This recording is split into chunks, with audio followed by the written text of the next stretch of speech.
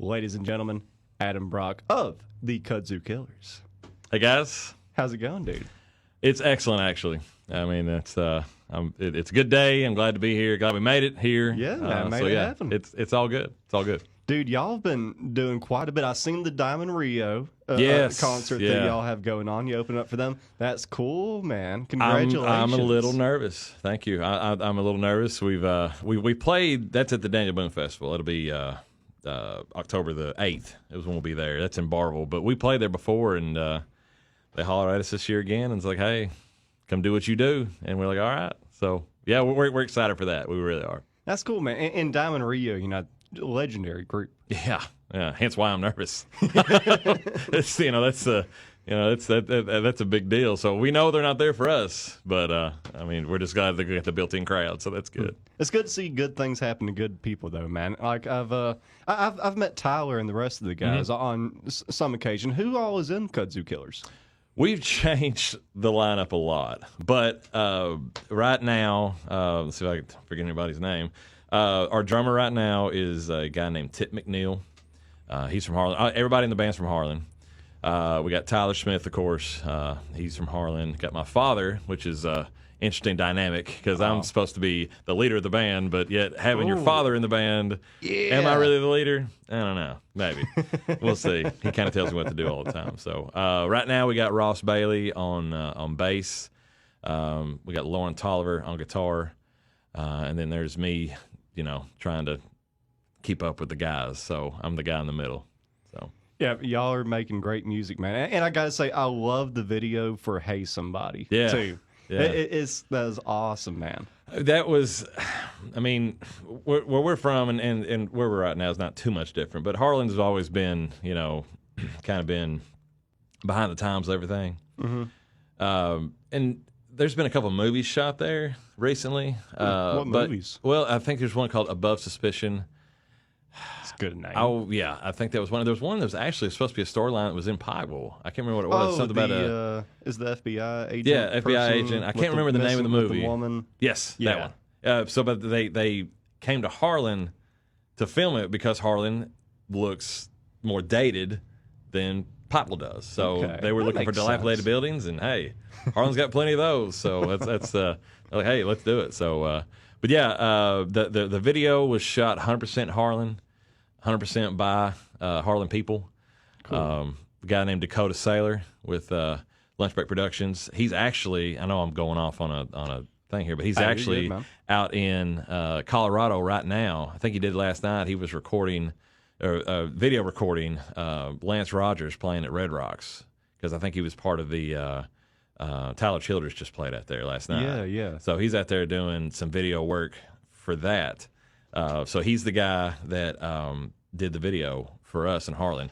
And we wanted to just incorporate, if we could, keep it 100% Harlan, So all the businesses you see, the people in it, because we wanted to kind of display like the people who made it through, this whole COVID stuff. The businesses stayed open, the restaurants and things, and want to make everything kind of local.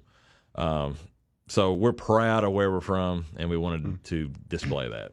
That's good, man, because it's unfortunate whenever you see an artist abandon their hometown or the area that they're from. Like, you go on Chris Stapleton's Wikipedia page, and it says he's from Lexington, and you're like, no, he's not. No, he's not. No, he's not. And incorrect. Chris, he stays to his roots. I think that's maybe his management side or something like that. They're like, oh, that'll look better or whatever. I just love when artists are able to say, no, we're going to do it how we want to do it, and we're going to show love to our hometown because, I mean, like, that's where you started. It's a beautiful thing that y'all do that.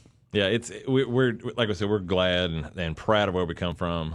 We got our start there as far as because Harlan doesn't have a whole lot of places to play as far as venues. We have one, and then one festival.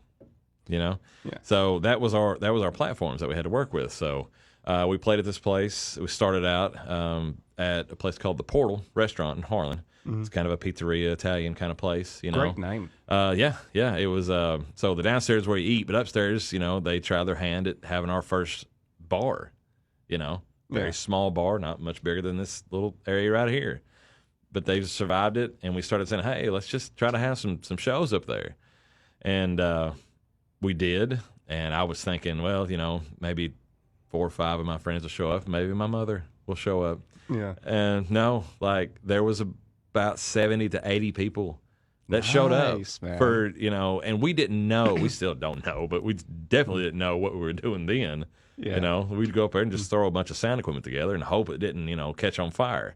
So it's, but yeah, so we started having those, and it just kind of blossomed into what it is now. And there was a time period for probably 3 years ago that we were playing Thursday, Friday, Saturday, rest on Sunday, and started all back over again. We're playing somewhere every single day, and we learned how to do this. So I mean, it's been such a fun experience, and I get to do it with guys that I really like. And my dad's 70, so my dad is in a kick-ass rock and roll band, and we get to travel to all these places, so it's really neat.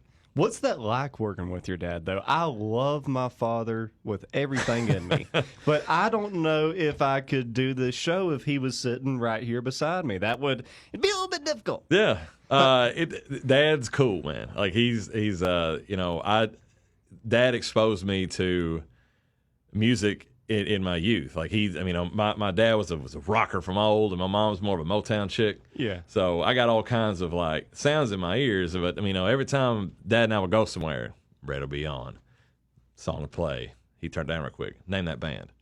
Yeah. Bobby Turner Overdrive, something like that. Or Steely Dan, something like that. And it developed that way, and we've just always had that love and appreciation for good music. So as far as the dynamics, we butted heads a couple times, but for the most part, it's been one of the best things. As I've gotten older, he's gotten older. I've kind of grown up in the middle of the whole thing, and he's always next to me. And that's it's something that not a whole lot of people can say that they've done. Yeah. So it's a unique experience. It's cool when you can make those type of relationships work. Has he always been in the band, or is that something that's kind of been more recent? Oh no, Dad! Somebody asked us this the other day. Actually, our band, Kudzu Killers, started off as a bluegrass band. That's a great name for a bluegrass group. Well, a great name for any band. But bluegrass, that's kind of cool. The actual name, that's another story. But it was but we didn't want anything with river or creek in it. So yeah, that's what we came up with. But yeah, Dad and I started off playing around campfires with our buddy Chip, and he. Chip was kind of the guy that was doing all the singing and all that stuff. And I was just kind of learning how to do these things, Yeah. So, somebody heard us around a campfire, and then they said, hey, why don't you guys come to my house? We'll feed you some chicken, and you can play for 5 hours. Okay, that sounds cool. Then somebody else heard it, and somebody else. And then finally, we kind of got to where we were getting kind of on a regular thing, So, but then we actually went to a bluegrass festival and tried to play bluegrass, and we quickly realized that we're not good. We're not good enough to play bluegrass music, because bluegrass music, if nobody plays it, is some of the hardest music to play. Yeah. Because if you screw up, everybody knows it. Whenever I was younger, I just kind of looked away from bluegrass. Mm-hmm. I didn't know. I was very naive to the art form. Mm-hmm. I just thought that it was old timers music that I didn't want to listen to. But now that I'm older, I love bluegrass, and I have such a deep appreciation for it, because now I know how hard it is to play. I'm not a musician, but I've talked with enough musicians, and I know enough about it to realize that, hey, you have to be good to play bluegrass music. You can't just mess around. It ain't just plucking a few strings. Right. What's I guess they're picks. What do you call the things that they wrap around the fingers? Oh, that's the little banjo picks. Yeah. They'll have one on every finger. And I'm like, Jesus, I thought you just had one pick. No. So I have nothing but respect for bluegrass players. That's me, and it's a funny story, because when I was young, I was real deep into the Nirvana was big and all that stuff, and I was loving the grunge stuff, right? So right about that time period, my parents said, "Hey, let's go to Abingdon, Virginia, and watch a concert." I'm like, "Okay, who's playing?" They go, "Ricky Skaggs." I go, "I'm gonna hate it. I already know I am." Yeah. But I went, got out of the house, went, sat front row.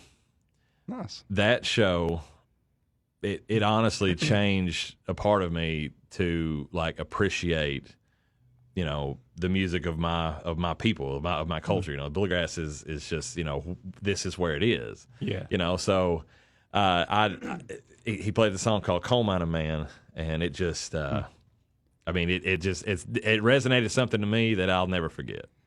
Ricky, that's one of the best to ever do it whenever it comes to bluegrass. Understatement. For anybody that's not familiar with bluegrass, Ricky, that's about as good as it gets. Him, Ralph Stanley. And also, I'm a fan of what Billy Strings is doing, too. Yeah. Dude, he's turning on a lot of the younger people to the bluegrass art form. I don't even know if you can call his music bluegrass. Acid bluegrass? I don't know. Like it's like a weird mix of Jerry Garcia and Ricky Skaggs. Yes. I mean, which is a good thing. Yeah, that's man, a good thing. It's awesome. He's got his own thing going, and I'm so happy that like he's keeping the art form of bluegrass going, but in a more modern way. He figured out this weird thing that he has going on, and it works. Yeah, I think he's a young guy. Covered in tattoos. He makes it cool. He makes bluegrass cool. Yeah. Because, like you said, it was kind of got this stigma of being an old person's music, and it's music is music. That stuff's hard, though. In the way that he plays so aggressively, I mean, you can't help but just appreciate the musicianship that it takes to do that. And it's he's definitely been a resurgence, as far as that type of music. So. Yeah, he's doing good stuff. Good stuff. I love his new album too. I've already forgot what it's called. Yeah, it happens. But I'm still listening to Home. That's my favorite album by him. Yeah. But you hear a song like Away from the Mire, and just it hits different emotions, different chords in you. Like I love it when a song is so good that you just have to sit and listen to it. It doesn't make you dance. It doesn't make you whatever. You just have to sit there and listen to it and admire it. Like Billy Strings, not only is he an amazing musician, but dude, his songwriting is so underrated. A song like Watch It Fall, that's one of the best songs written within the last decade. Yeah. And the dude, like you said, is so young. Like he's just now getting started. That he's going to do some amazing things, I think. Right, and the whole song that you're talking about, how the song is just so good. It's and that I think that's something that this area has a unique view on. Like to write a good song, you got to live it. Like it sounds different. You sing it different.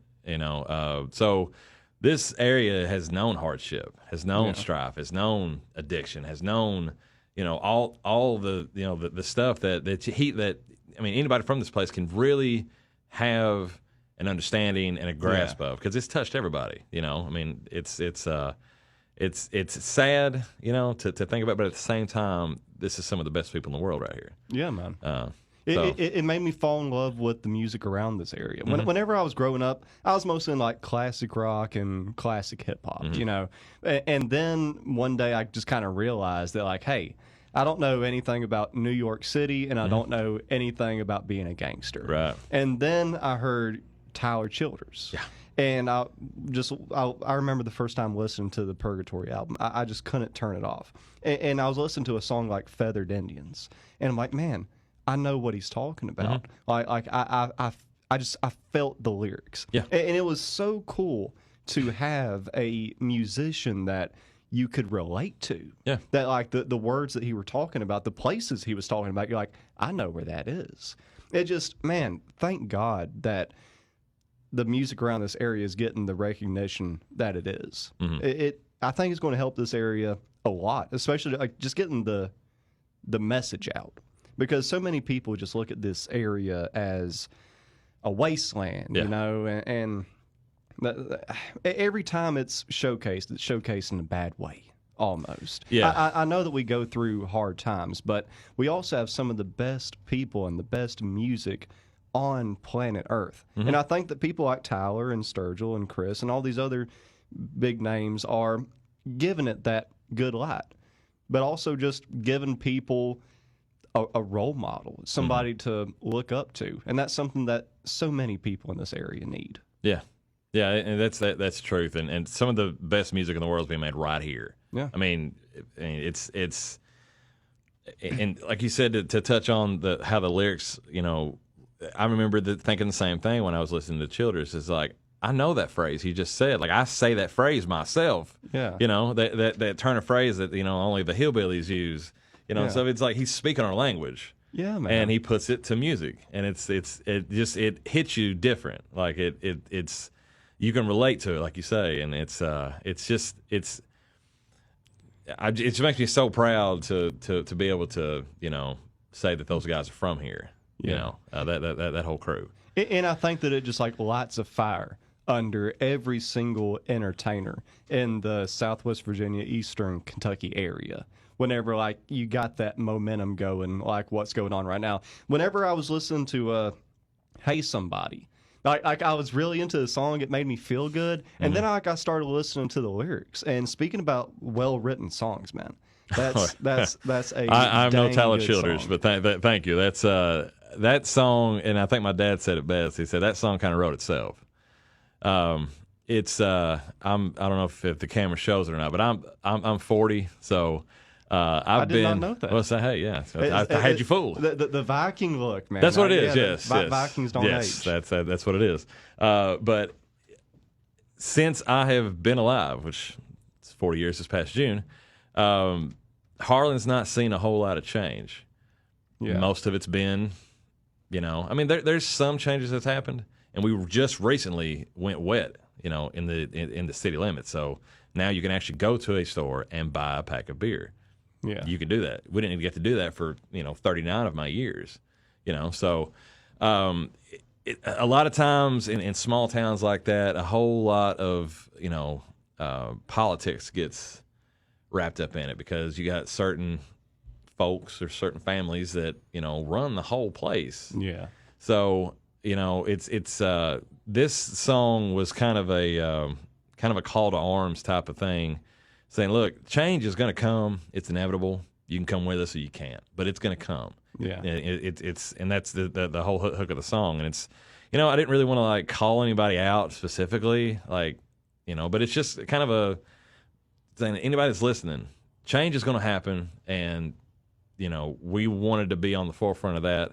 Yeah. So I've gotten a lot of messages saying that this should be like the anthem for Harlan.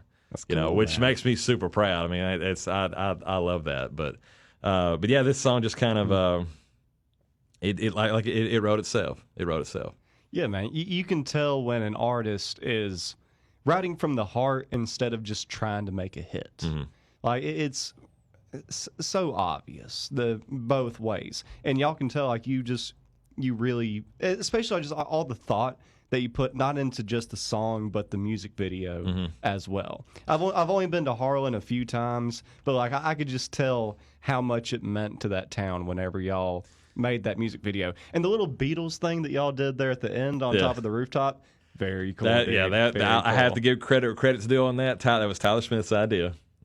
He's a big Beatles guy, and he came to me one day and he said, because Tyler and I work together. We're both parole officers. And he popped in my office and he was like, "Hey, let's do a rooftop scene." I'm like, "What are you talking about?" He's like, "For the video, we should do something on a rooftop like the Beatles did." And I'm like, "Can we do that?" And I was like, "Okay, well, let's try it. See what's worked." But it took a lot of coordinating and stuff like that. But as Harlan does, everybody came together. Yeah. We knew a guy with a drone. We did it in July. It was hot. We had to pack some gear up there. That's what I was going to say. I bet the drums was exhausting. Well, yeah, I told them, I said, guys, keep it to the minimum that we can get by with this. And it's funny even how we got up there because both of the buildings, well, I say both the buildings, but the rooftop we were on, it was an old Belks building. There's nothing in it right now. It's getting remodeled and stuff. the building that we had to go through on the corner is actually going to be a brewery coming to Harlan. Yeah, it's going to be the Harlan County Brewing Company. So we're excited about that. We had to go through that building, through a hole in the wall, up the scaffolding, and then out onto the other roof on the other side to get all that done. So Jesus. I mean, I'll show you pictures later, but it was treacherous at some places. But we got it done, man. And the guy that loaned us the drone, I mean, it turned out better than what I thought. Because the guy that we had do the video, Dakota Sailor again, you know, I kind of said, man, do what you need to do. We're here to help you however we can. And he pieced all that together. And we, you know, the video started off with us at the radio station, and I went through town, gathered everybody up like we're going, you know, to this big rooftop to like shout it from the rooftops that, hey, you know, change is coming. Yeah. I mean, we went to several businesses around there, and it's businesses that have been really good to us. You know, and we went to some other businesses, and we told them the concept of the video. As when I showed them the lyrics and stuff, and some of them declined. They said, you know what, they don't want to get involved, which is fine. That's fine. You know, but it just kind of goes to show that that's kind of what Harlan deals with. Like, you got some people that are afraid to express themselves. They're afraid of criticism and things like that. So, I mean, Kudzu's always been a band that's been at the forefront of what Harlan could possibly do. You know, so we like to represent Harlan wherever we go. Now we know that movies can be shot in Harlan. There's music videos that can be shot in Harlan. There's bands that can be successful out of Harlan. It can all be done, and we're from the sticks, man. Yeah. You know, so it's a nice feather we like to put in our cap. Man, I love living in a small town. Yeah. Like, I have friends that, of course, went out to Lexington and Georgetown and stuff like that, and I'll go visit them. But just hanging out in a place like that, it makes me appreciate where we live so much more. Mm-hmm. Like you were saying, people come together. Mm-hmm. I'm from a little community in Phelps. We've lost quite a few people over there the last few weeks. And last night they held a candlelight vigil for the community, and everybody came out. And I was just thinking to myself, you couldn't do that in a place like Chicago or New York City or Los Angeles. You might get some people coming out, but you wouldn't get the whole town. Mm-hmm. Like, basically the whole town was out there that night. Somebody passes away, everybody's bringing food over to the house, you know, stuff like that. If you break down the side of the road, you'll have 50 people stop and say, "Need help, bub?" Yeah. And they'll help you. I mean, people that will literally give the shirt off of their back for you. And you don't get that everywhere. Mm-hmm. And it makes me appreciate a small town life so much more.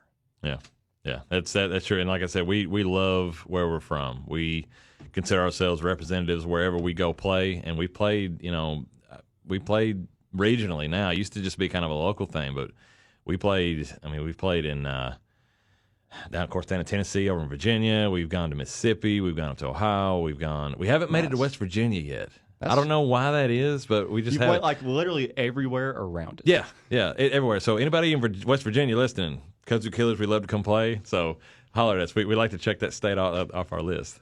Yeah, maybe hit up Parkersburg. I love that little town up there. Okay. I do a lot of stand-up comedy stuff up there. I'm not sure how the music scene is, but Parkersburg, West Virginia is such an underrated place. I haven't even heard of it, so yeah. Not a lot of people have, man. I'll go check it out. I ride bikes all the time, so I may just take that trip up this way and just, you know, head up that way and see what I can see. How you were saying that y'all just became a wet county just a little bit ago. Did you have a lot of bootlegging and stuff going on before? Because over there in Phelps, it was the same exact thing. Like it was just dry. You had to drive 45 minutes or an hour in any direction if you wanted any type of beer or anything.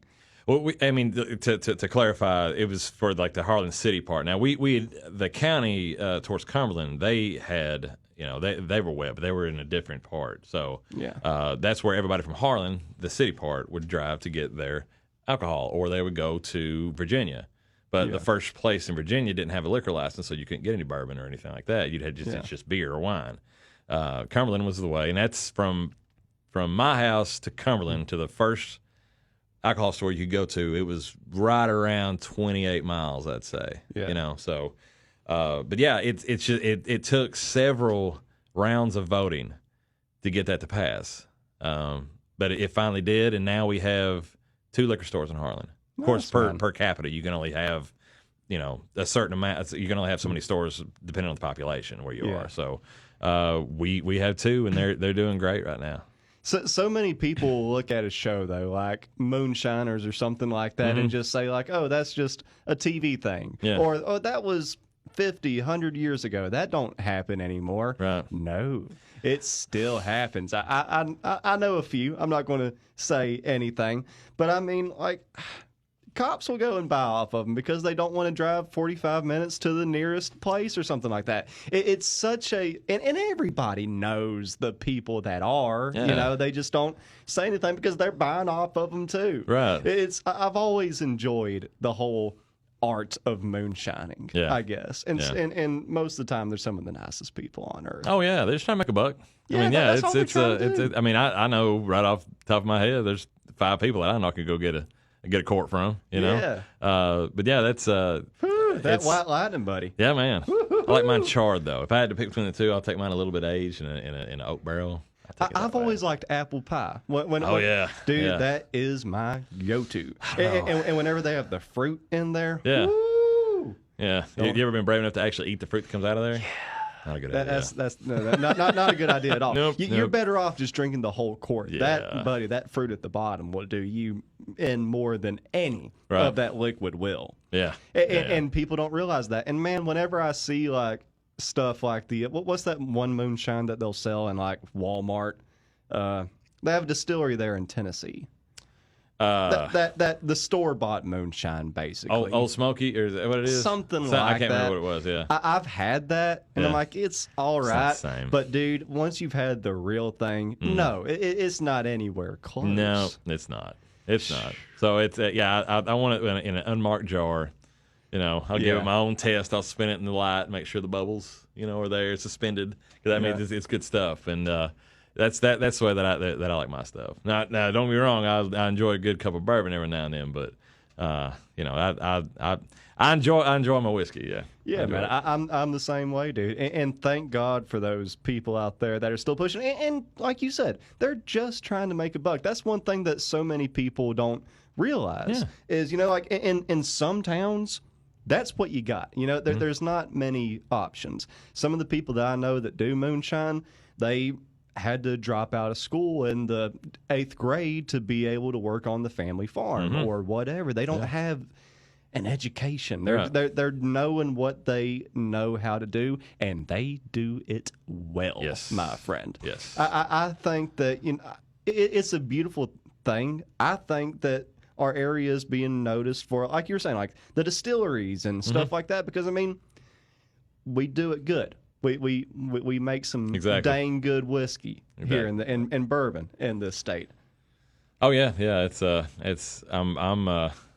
I'm loving what this state's doing on all levels. I love Kentucky. I mean, it's always gonna be home for me.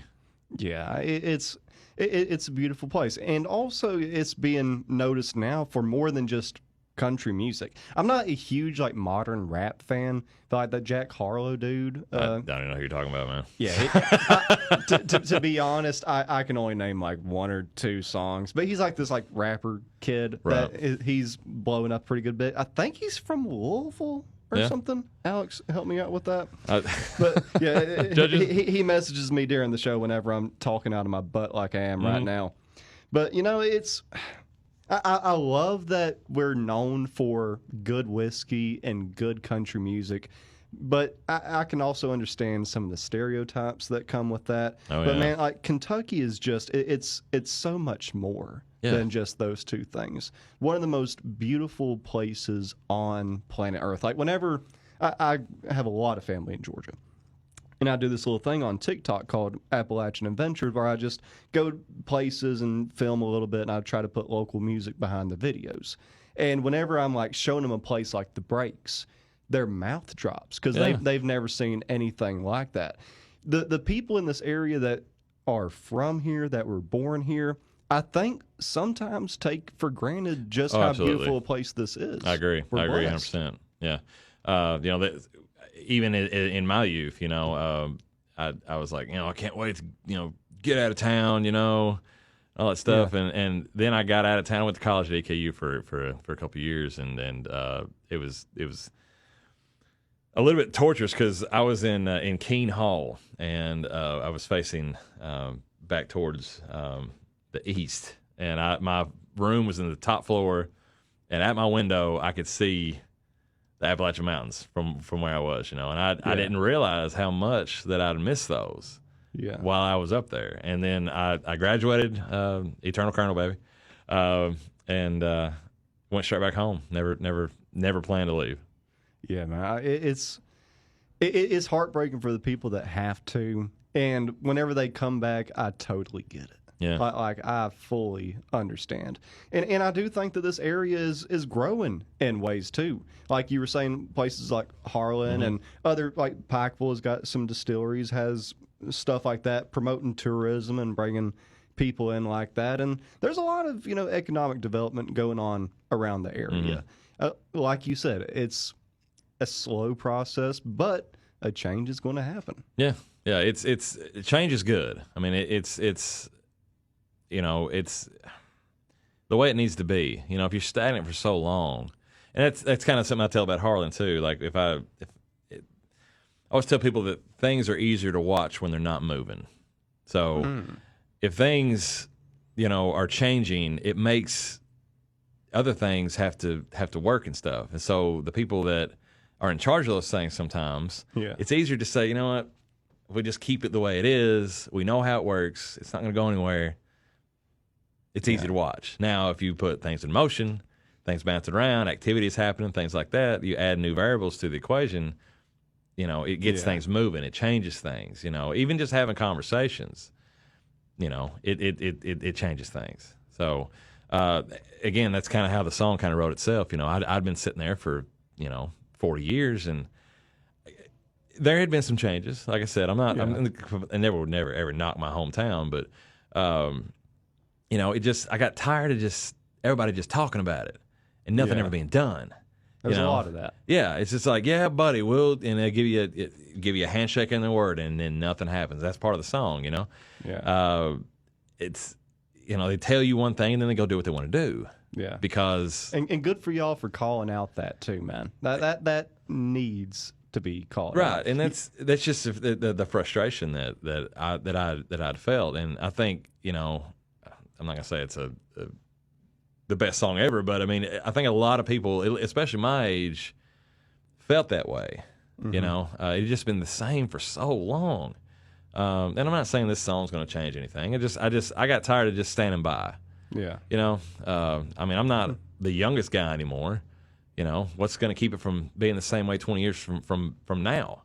Yeah. So I'm hoping that this kind of spearheaded some type of it gets the ball rolling. I hope. I hope. Yeah. I mean, if not, then I gave it my best, and but that's all I can do is just do what you do and hope you mattered at some point in life. Yeah. So wasn't that show? Do you remember Justified on FX? Wasn't that? Didn't it have something to do with Harlan? Yeah, County? the guy Raylan Givens was supposed to be from Harlan. Okay, I thought I remember that. 0 of it was shot in Harlan. I think it was like the hills were like the Hollywood Hills, and it made it to where Harlan was like 20 minutes away from Lexington. I'll be honest with you, I watched one episode and I was like, I can't do this. Yeah. It's too inconsistent. So I mean that was it was cool. About everywhere that we go, hey, that show Justified. Hey, where's Raylan? So, I don't think Timothy Oliphant lives. Yeah. So I mean, it was cool that they used Harlan as a base for that. I mean, there's I guess if I'm being honest, there was a couple of set scenes that may have been in Harlan here and there, buildings and things like that, drive-throughs and things like that, but. Yeah, I just couldn't bring myself to watch it because I couldn't wrap my head around Lexington being 20 minutes away from Harlan. Yeah, that show almost made me scared to go to Harlan. Yeah. I was like, I don't know if I want to go there, man. It didn't exactly paint it in the best picture, but it was a pretty good show. I only watched like the first few seasons, and then I just kind of fell out of television there. So yeah, I love that show, man. Me and my cousin Neil, we watch that show all the time. So. That's cool that so is it a movie about the whole FBI and woman case being shot there? Is it a movie or like a TV show? It's a movie, and for the life of me, I cannot think of the name of the movie. I know there was a movie there called Above Suspicion. That may be what it was, but I can't remember 100% what movie it was. But yeah, that was a lot of it was shot in Harlan. Cool little side note: my brother was actually site coordinator on that. Like he would go out and find these locations, or I guess locations manager, I think is what it was. But he would go out and find locations. I say, okay, the director would be like, "This is what I want. I want a waterfall. I want a pool of water, or I want a high wall, or I want a mouth of a coal mine, or whatever." And he'd like, "Okay, gotcha. Give me a day." And he'd go out and he'd find these places, take pictures, bring them back to the director, and he'd be like, "That's it." So that was a cool thing. Shout out to Jesse Brock on that one. That's cool, man. Yeah. And I think that is true. The Above Suspicion thing. Is that it? Okay. Yeah. I guess right. Based on the real life 1989 murder of Suzanne Smith. That's it then. Pretty sure that's it. Yeah. So it's I don't think it hit like theaters. I think it's went to DVD. I know not too long ago they had the screening for it. Mm-hmm. In Harlan, so it was cool, man. I watched it and I was seeing people that I knew that made little cameos in there and parts of Harlan that I saw and recognized. So it's cool, man. It makes you feel good that you see a part of your hometown on the big screen. It's cool, man. Yeah, man. I think that Kentucky is on the up and up. Mm-hmm. It was always just the stereotypical thing that West Virginia still has going on. Mm-hmm. I think that we've kind of out societized whatever West Virginia. They're still having a hard time up there. Sorry to everybody in West Virginia. You still got them stereotypes. But we do too, to an extent. But I guess like Lexington and Louisville, and that Jack Harlow guy, like the guy I was talking about earlier. Yeah, he's from Louisville. Mm-hmm. So you got those. You got that momentum going in the bluegrass state, and kind of just showing everybody what we're capable of. It ain't just about basketball and bourbon and bluegrass. Right. We got so much more to offer. Yeah. I mean, it's like where I'm from. Like everybody you see from Harlan, first thing you think of coal mines, Oxycontins. First thing you think of. Yeah. Everybody. Bloody Harlan, people killing each other. It's just that's the first thought that everybody has about it. And Harlan is just so beautiful, man. It's just I've heard that though, the Bloody Harlan thing. Yeah. What's with that? That was the mine strikes. Okay. Yeah, it has happened twice in Harlan. It was just it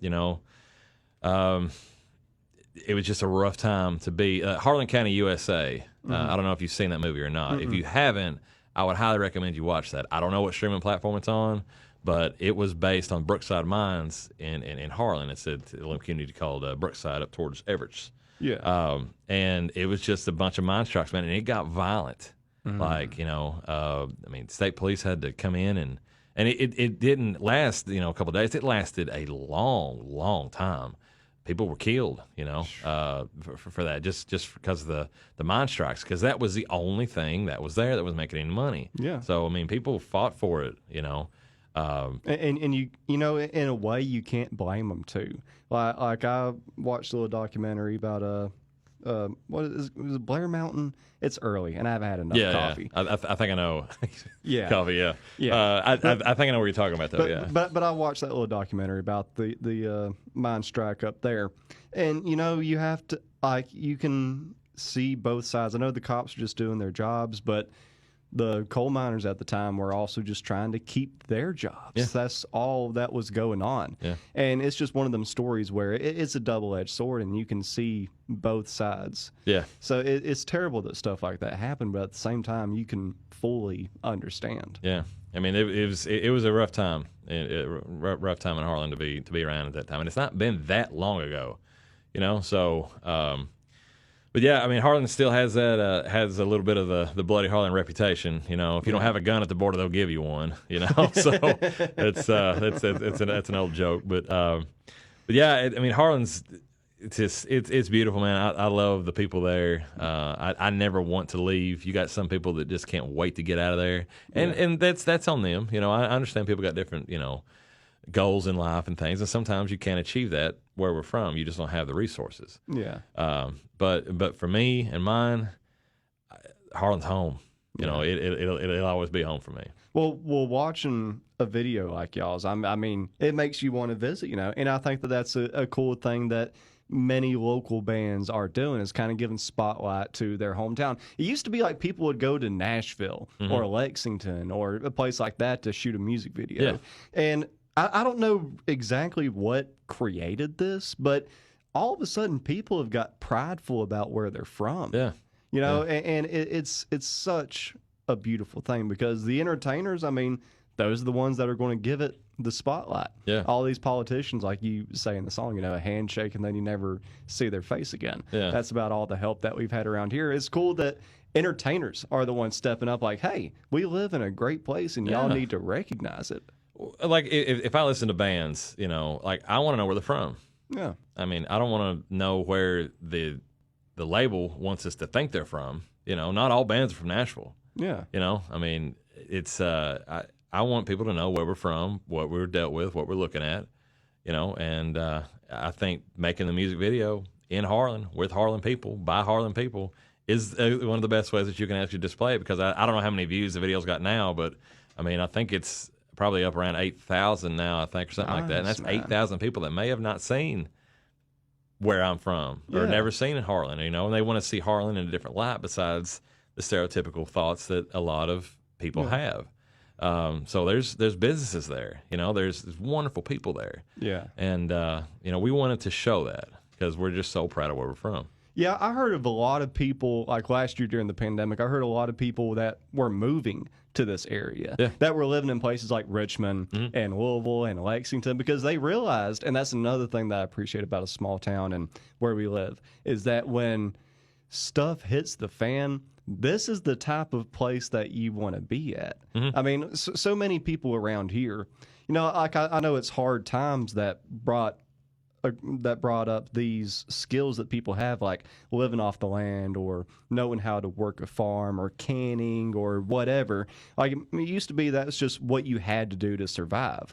But nowadays, there are some very good skills to have. Oh, yeah. And also, it's like, I mean, the mountains, you can feel like you're boxed in, but you can also feel safe. It's just about however you want to look at it. Like, I live up a holler, and I'm so thankful for that. I was thinking about that the other day. I'm like, man, I live away from everything. Yeah. I live away from society. I can just go home and forget that the outside world exists, and all I have to worry about is Ratliff Creek. Right. And it's a very beautiful thing. But whenever I was younger, I didn't think that way. I didn't think that way at all. I was one of those people that just could not wait to get out. And I think that a lot of people that think that way, you're going to see a majority of them move back within the next few years, because then they realize how good they had it. Yeah, a lot of times mountains will call you back. Like, I get kind of, I don't want to say uncomfortable, but I'm like, I'll go up to where the mountains start shrinking, like north of Lexington, something like that. And I look around, I'm like, man, I feel awful exposed up here. You know? So I like the feeling, I guess, at home in the mountains, up hollers on top of mountains. It's just it just makes me feel so good. I'm an old country boy, and I don't think I'd ever could adapt to living life so fast. Yeah. In cities and stuff. I've been to New York one time. I was there for about 2 hours, and I was like, I'm ready to go home. Dude, I was the same way. I was 15 years old whenever I went to New York, and I was young and dumb. I had $150. I saved up for a little while, and I'm like, man, I got $150. Yeah. I can buy everything. Dude, I bought a piece of pizza, a can of Coke, and I think like a jacket. And I had to borrow some money off my dad for the jacket, because the pizza and the pop was like $12 or something like that. It's ridiculous. Yeah. And after that, I'm like, I'm good. I didn't even see the Statue of Liberty while I'm there. I'll look at pictures. I'm good. I'm right. Driving through Coal Run, the traffic pisses me off. I mean, like, we just came through it a second ago. I can't stand it. Red light after red light. You stop, go, stop, go. I got bad road rage too. Maybe that's one of the things. What are you driving? I got to watch out for it when I leave. You do, trust me, you do. But like driving in a place like Lexington or Georgetown, like you said, that fast-paced lifestyle. If you love it, good for you. Yeah, great. But it is definitely not for me, and I'm so thankful that like I was able to experience some of the world and hit the road, and I think that doing all of that really made me appreciate the life that we live around here. Yeah.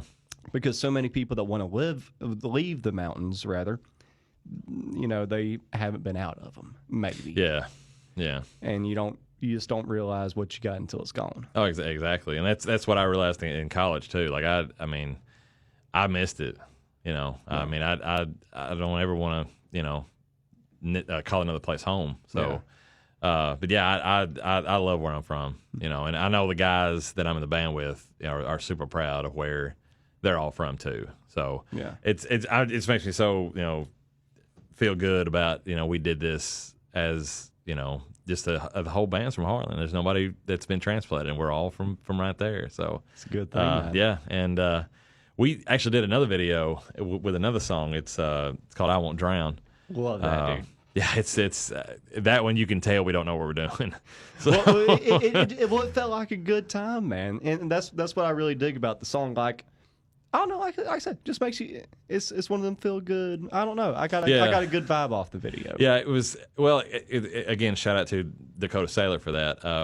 And Dakota is one of the smartest guys out there. He went to school for this stuff. Videography. What's the name of his company again? Lunch Break Productions. They're on Facebook. Look it up, people. Yeah, if you want music videos or any type of commercial shot, any videography, anything like that, give him a holler. But he shot that video, and we shot that with I had a Nikon 3500D, I think. We shot the whole thing with that, and it turned out great. And it took him a long time because it takes a while to process all that stuff. And we shared the video on Facebook, again, not knowing what we're doing, and it just caught fire, man. And it's we put on YouTube, and I was just so proud that was done just out of nothing. It just happened. And we just got the idea one day. It's like, hey, let's just do a music video because nobody else has done one here. Let's just do it. Yeah. So, I mean, it's taking an initiative like that I think is going to, help bring the change. Yeah. And it's so cool that y'all are keeping it local too, because like we were talking about it earlier, like we got great musicians, don't get me wrong, but we also have amazing producers and amazing videographers and audio technicians. Yeah. So, some of the best on planet Earth. What do y'all have? What are y'all working on right now? Well, we've recorded several songs, and we're releasing them kind of one at a time. The first one we released is "I Won't Drown." That's out right now. You can get it on all the platforms that you can listen to music on. It's on everything. So that's a music video out for that, and the song's out. The one we just did was "Hey Somebody," also a music video with that. It's on all the platforms as well. And both are, I guess you would call them in the vein of like Southern rock with maybe a flare of AC/DC in there, I guess. Which I love both of those. But this next one we got that's coming out, it's far removed from either one of those. It's more of a slow song, something that Kudzu's really not that known for. So it's that's probably going to come out. I'm going to try to make it to where it comes out this winter. And that'll hold us over until next spring when we're going to start some new things going on then. But we got that. Just stay tuned for that one. If you're on Facebook or any of that stuff, Instagram, Kudzu Killers, we're on that. Just watch that stuff for announcements and everything, because that one will be coming out soon. It's good, man. And like I said, congratulations on all the success as the band too. I've heard y'all around so much for the past few years, and now to see y'all getting the momentum that you have right now. Yeah. Like I said earlier, I like it when good things happen to good people. So congratulations on everything. Thank you. It's a lot of hard work, man. Like anybody that's wanting to start a band, like get ready, because you're going to meet adversity. You're going to Yeah. Well, we were talking about before we hopped on air. It's a job. Yeah. Like it ain't.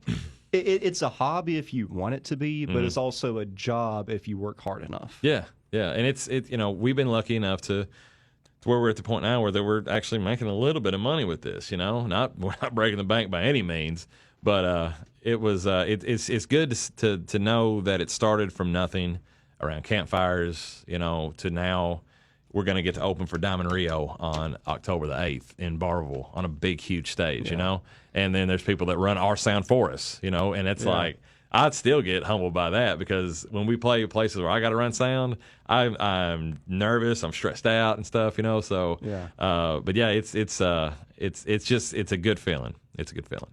Well, man, thank you for your time today, dude. Yeah. This was a lot of fun, man. I really enjoyed this. It was. Thank you for having us, or me, I guess. Hello to the rest of the guys that couldn't make it out here today. They all gotta work, but yeah, I understand that. And yeah, big shout out to the guys. Anytime that y'all want to come back on and bring the rest of the dudes, we'll make it happen, man. We'll do it, man. But thanks again, dude. All right, thank you. See you next week, folks. Boom. All right, man. There we go.